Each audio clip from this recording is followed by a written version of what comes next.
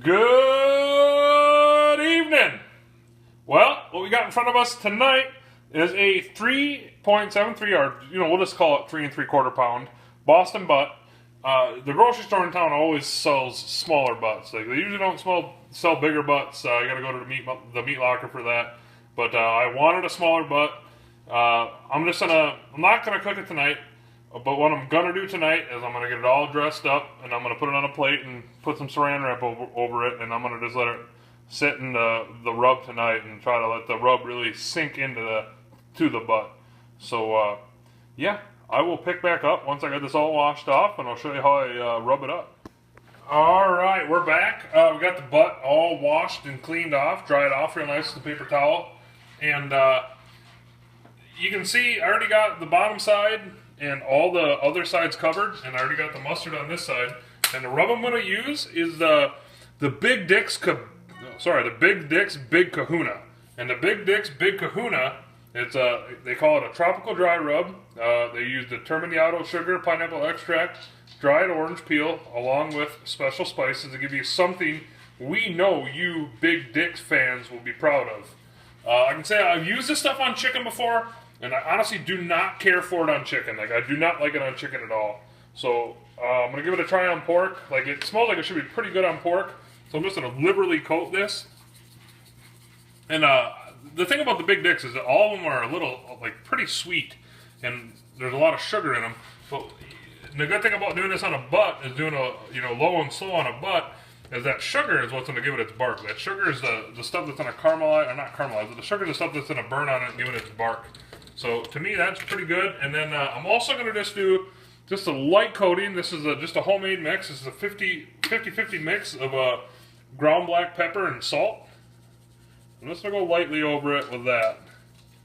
And yeah, that's going to be it right there. So I'm going to go ahead and I'm going to wrap that in saran wrap. I'm going to let it sit in the fridge all night, and I will pick back up in the morning once I got it on the grill. Alrighty, good morning. You can see what we're cooking on today. We're cooking on the Weber Kettle 22-inch. We got the slow and sear in. I just started it up about 5 minutes ago. I got, I don't know, I lost count. I'm having hard time counting today, but I think there's like 11 to 12 briquettes in there. I'm going to let those ash over, and then I'm just going to go ahead again, and I'm going to, take the chimney full of charcoal, pour it in, and put a couple chunks of hickory on top. So this morning, it's probably about 10 degrees, so it's going to be interesting to see how the charcoal consumption does in the colder weather. So stay tuned and you'll find out. And like I said, we'll let this burn for a little bit, and we'll be back, and I'll show you when I put the butt on. Alrighty, the coal's been burning for about 25 minutes. I'll just show you the setup that I got going on today.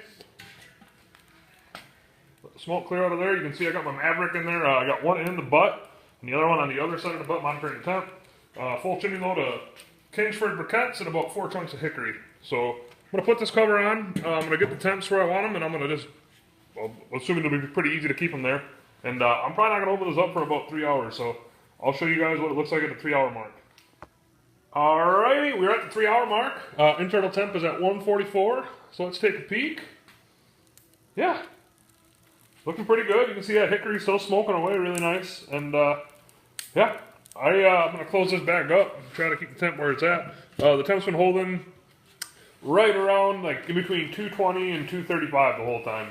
So I think what I'm going to do is I'm going to take this to an internal of probably like 200 to 205, and then I'm going to wrap it up in tin foil and let it rest for a couple hours. So I'm going to do it all straight on the grate today. I'm not going to pull it off at 160 and then wrap it. I'm just going to cook it all the way through on here. So I'll probably pick back in another couple hours or so. Alright, we're at the 5 hour mark. Take a quick peek. Yeah, looking good. We're out of water, but I think it'll be fine. Probably enough moisture in there. So yeah, I'll probably check back in. Internal on this is like at 147 right now. So, I don't know, I'll probably check back in a couple hours. I've done a lot of butts. A lot of bigger butts. I've done the smaller ones. And to be honest with you, I've had like a 3 to 4 pound butt take like 10 hours before. So, that's why I put it on at 8 this morning. So, I'll probably pick back up in a couple hours. Alright, believe it or not, we're actually 8 hours into the cook. There's the butt. You can see I'm going to have to add some charcoal in there. But, yeah, the internal temp right now on the butt is at 160, so she's still got a ways to go yet. So I'll probably show you it one more time once I got her pulled apart. Alright, ladies and gentlemen, the 3 3/4 Boston butt has reached an internal temp of 194. This was on for just about 12 hours. You heard right, 12 hours. I maintained the temp around 225 to 250 the whole time. You know, I know that my Maverick reads the right temp. Like I said, I've had, with smaller butts, I've just had so many of them take a super long time to cook, like it's crazy. So now, what I'm going to do to it, is I'm just going to go ahead and I'm going to wrap it. And I'm going to give it a good rest time. So I'm going to wrap it 2 times in tin foil, nice and tight. I'm going to flip it. Do it here. Again.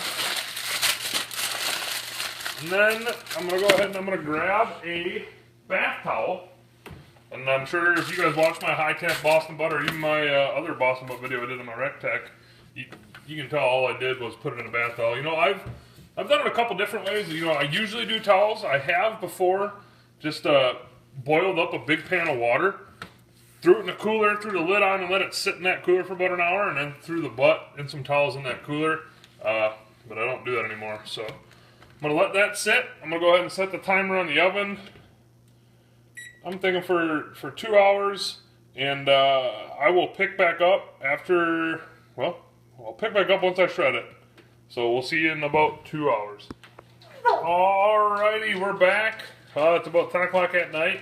So in total, this is going to be about 14 hours. So go ahead and take it out of the towels. Oh yeah, she's still pretty hot. Let's just go ahead and unwrap it and see what we got. I'm thinking, you know, I usually take the Boston butts up to about 200, 202. This one I took off at 194 just because I was getting impatient. And, well, it was a 3 3/4 pound butt. So, yeah. Let's see what we got. See if that bone pulls out. Yeah. You know what? The bone did pull out. That's pretty smooth. Let's give us a taste.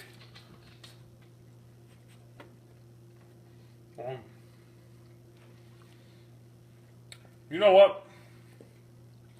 Even though it took that long, I'll just say one thing. After I finish chewing, obviously, but you can really taste the big dicks, the big kahuna. You can really taste that in there, and also you can really taste that the little bit of salt and pepper I put on it, especially the pepper. It's got a little bit of heat. Let's go ahead and try to pull it. Yeah, she's pulling. Oh man, pulling good. So, you know, I know it was frustrating because I wanted this for dinner. Obviously, I didn't eat this for dinner. I ended up, well, making some ramen noodles for dinner. But still, really pulls really nice. It's not dried out. It's nice and moist. Yeah, I'd say it is a successful cook on the slow and sear. You know, I had to add a little bit of charcoal, which is fine, but you know what I didn't realize today and what I learned today is with how cold, and you know what, I don't even know if it had to do with how cold it was, but the slow and sear went for about 8 hours exactly, and then I started to notice the temp just kind of kept on falling, even though I opened up the vents more, but it kept on falling. So yeah, I'd say this was a, you know what, let's just try one more piece before I sign off. Yeah, let's try that.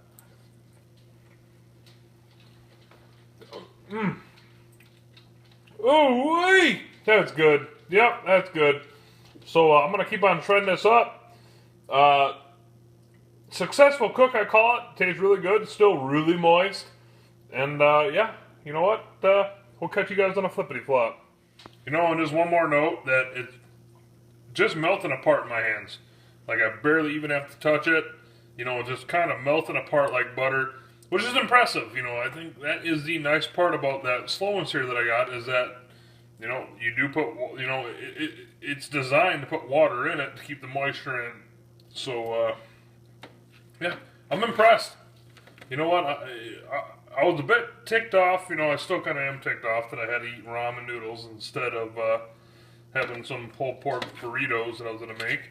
But you guys can see, we got some nice pulled pork. Really nice pulled pork. So, like I said, you know, we'll catch you guys on a flippity flop. We'll see you later.